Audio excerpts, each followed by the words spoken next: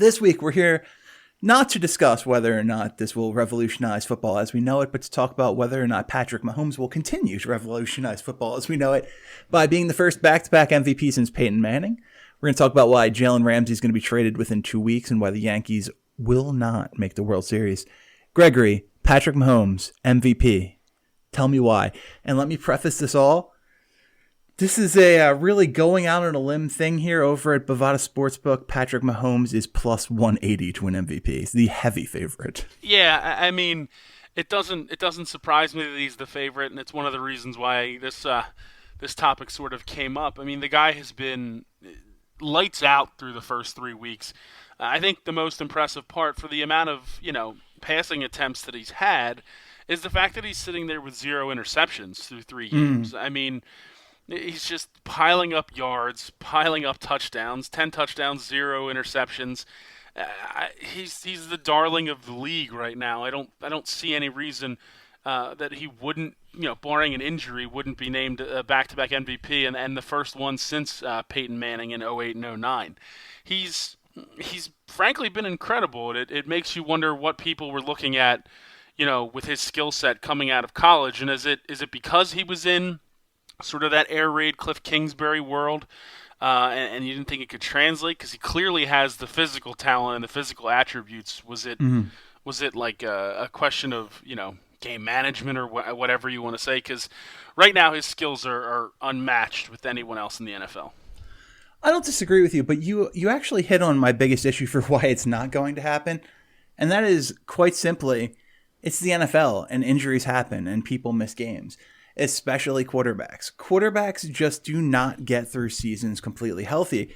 And there's a certain dumb luck element to winning MVP. You have to stay healthy. You have to be on the field to keep putting up these stats. Look, what Mahomes is doing so far, it's I would be selling him short by saying it's unbelievable. Last time I looked, he was on pace to throw for 6,300 yards and 53 touchdowns. Those are, like, if you put those numbers up in a video game, you think it's ridiculous and there's no realism. Just, this guy is on a whole nother level. But this whole back-to-back MVP thing, look, winning 1 is tough. Winning 2 in a row, the stars have to align for you. You mentioned that Peyton Manning was the last guy to do it in 08, 09. Before that, he was also the last guy to do it. He did it in 2003, 2004. Before that, you have to go all the way back to 89, 90 for Joe Montana to do it. And then before that, you have to go all the way back to, do you happen to know who the fourth person to win back-to-back MVPs was? No. I suppose third person, fourth instance. I do know you skipped over 95, 96 when one Brett Favre took on. Oh, I did. Took on. You're absolutely right. And that's why I have that 4. That's why I have that 4 there. But no, I honestly don't know who the previous one is. You have to go all the way back to 1957, 1958, and a fellow by the name of Jim Brown did it for the Cleveland Browns. Yeah, he was all right. It's happened 4 times in the history of football. Well, 4 different people have done it in the history of football. Peyton Manning's the only person to do it twice. Just so much has to go right for this to happen. And I don't trust that Mahomes is going to find a way to stay healthy through the entire season because that is totally out of his control. Sure, of course. I mean, injuries are certainly a concern. The one thing, I will say is the guy doesn't get hit very much. I mean, he only was sacked 26 times last year. He's been sacked 3 times so far this year through 3 games. He gets the ball out so fast that I think that has a serious effect. And he also doesn't necessarily, even though he can move, he doesn't put himself in many risky situations, unlike, current Eagles quarterback Carson Wentz, who puts himself in dangerous situations constantly. Philadelphia fans do nothing but take shots at your own players. Oh no, but the hero firefighter, it's just one and the same. I'm not taking a shot at Carson Wentz. I'm simply making a comparison. There's other guys that do the same thing, that take risks that are unnecessary. Cam Newton does it, and we've seen how that's broken him down over the past few years. I mean, Mahomes doesn't seem to be as willing to get out there and try to scramble and put this, he'll move around in the pocket, he'll move around in the backfield, but he's not going to take an unnecessary dive for something when he doesn't have to. Yeah, Mahomes isn't a guy who wants to get out of the pocket and make plays with his legs. That's definitely true. Last year, 60 carries for 272 yards. This year, 6 carries for 10 yards through 3 games. On pace for a whopping 32 carries. So just blowing things up there. We talked about whether or not Lamar Jackson would break Michael Vick's record. I think it's safe to say that Patrick Mahomes is not going to. Mahomes is extraordinarily talented. He is God, I know there's a propensity to fall into the traps of hyperbole here, but you're talking about a young guy who basically starts his first season and wins MVP, who is the clear-cut favorite for MVP this year. I think Patrick Mahomes is, the most talented football player we have seen since Randy Moss came into the league in terms of just pure talent on the football field.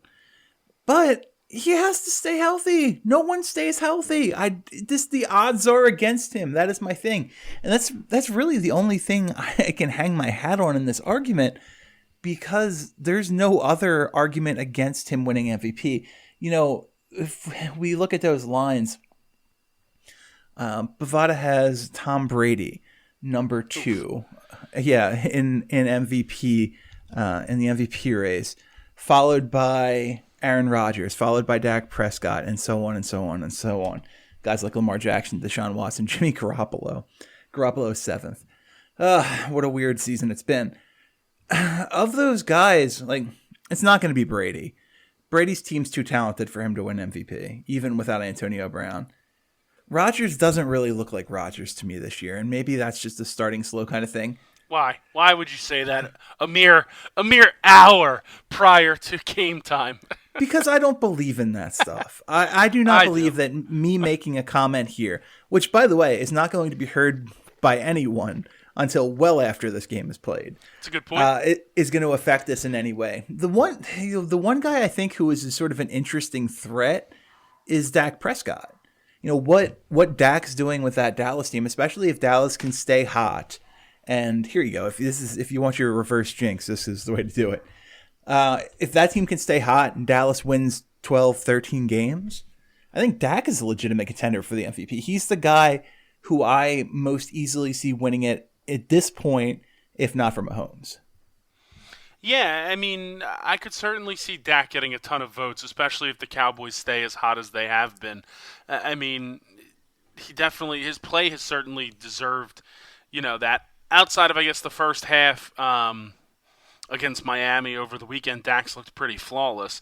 The question is, can he maintain that as he gets into the depths of the season where he's not playing, the Giants and the Dolphins, where he's playing real legitimate NFL teams? What does that look like? I mean, they're going to have a real test with New Orleans this weekend, even though without Drew Brees, New Orleans is still going to put up a pretty decent fight against Dak, and that's where we're really going to learn kind of what Dak's season is going to look like in a big game against a NFC contender. Weren't you the one who, on this very show, probably a month ago, told me that there are no Texas A&M states on the NFL schedule? All the games count. I mean, of course they all count, but when you look at it, there are teams that are clearly inferior to other teams. They're not give-me's by any stretch of the imagination, but the Giants' defense is soft. We saw what happened. Mike Evans, if you had Mike Evans on a fantasy team this past weekend and you lost, you are a bad fantasy football owner. I mean, Mike Evans made the Giants' defense absolute Swiss cheese. It was unreal. And the Dolphins are the Dolphins. They're Tank City. It's awful. I have no idea what you're talking about. Tank City. Are they tanking games, the Miami Dolphins? It sure seems like it. Ugh. I don't know. That's hard for me to believe. And by the way, I really do hope Pittsburgh keeps losing. I really hope Pittsburgh loses to Cincy this weekend. And I want to see Miami have the second and third picks in the draft. That would make me so happy. I don't think Cincinnati is as bad as they've they're being portrayed. Now they've come on the wrong end of two really close games, but I don't think they're as bad as they're gonna be portrayed because they're 0-3.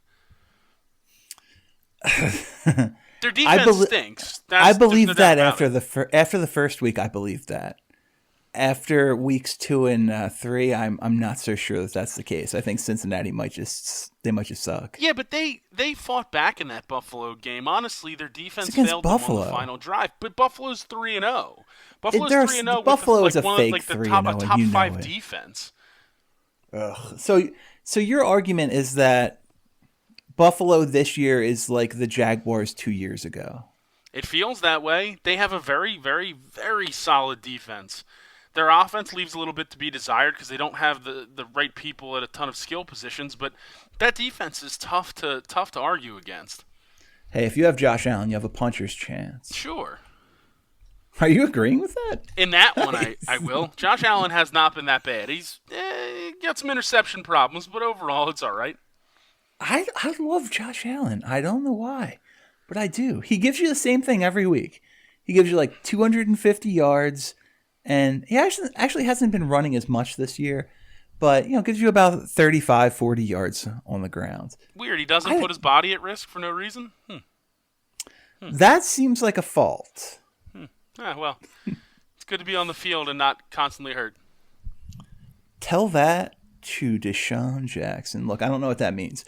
I've made the full argument that I can in this one. I do think that the singular reason that Pat Mahomes is not going to win MVP is that the likelihood of injury is too high, and it's just a statistical anomaly to win back-to-back MVPs. It's going to be fascinating to see how this offense looks when they get Tyreek Hill back.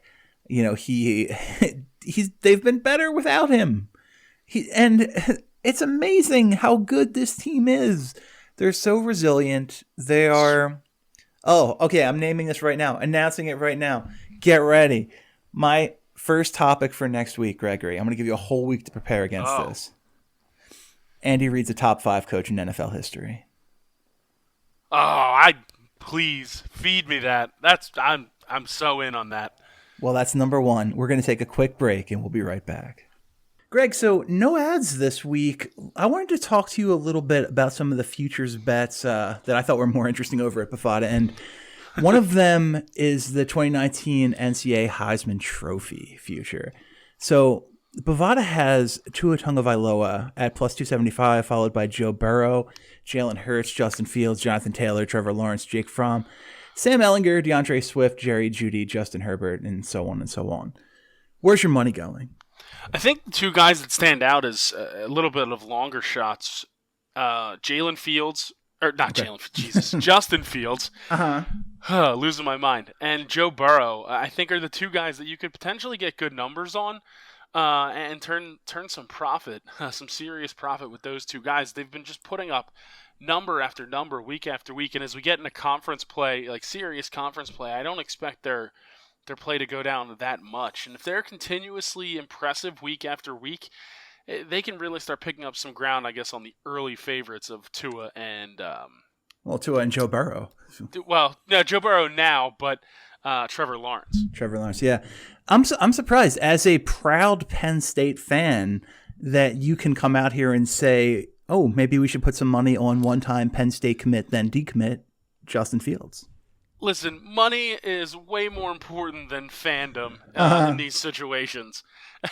I mean, don't get me wrong.